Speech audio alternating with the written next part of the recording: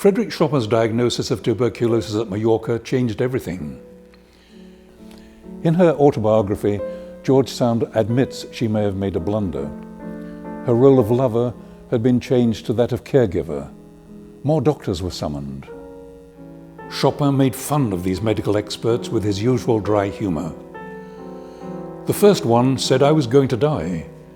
The second one said I was about to die. The third one said I was already dead.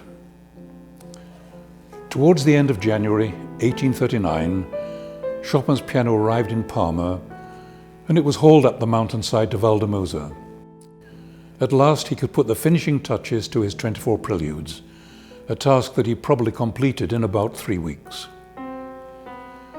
The Pleyel piano on which he composed his preludes is today on permanent exhibition in the Chopin Museum in cell number 4 of the Valdemosa Monastery. And there's a story attached to this too. The piano became the object of a celebrated lawsuit. For years, a rival museum in cell number 2 claimed that their cell was where Chopin had stayed, and their piano was the one on which the preludes had been composed. The issue was important because thousands of tourists flocked to Majorca each year to see where Chopin had lived.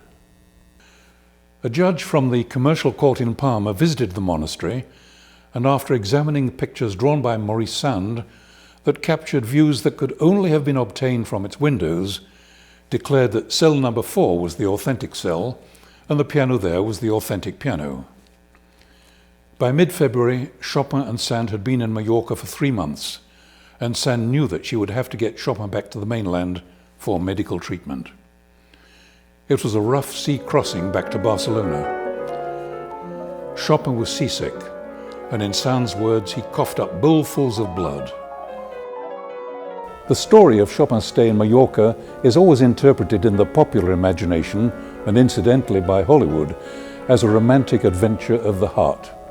A honeymoon in everything but name. In reality, it was a fiasco. Sand wrote, "Another month in Spain and we should have perished. Chopin of melancholy and disgust, I of fury and indignation." It was the beginning of the end. The relationship between Chopin and George Sand now started to unravel, and after 7 years, it ended in acrimony.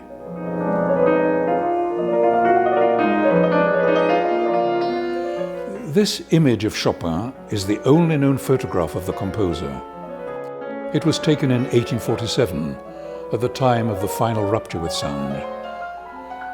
The face shows the ravages of stress and illness, even though it was summer in Paris.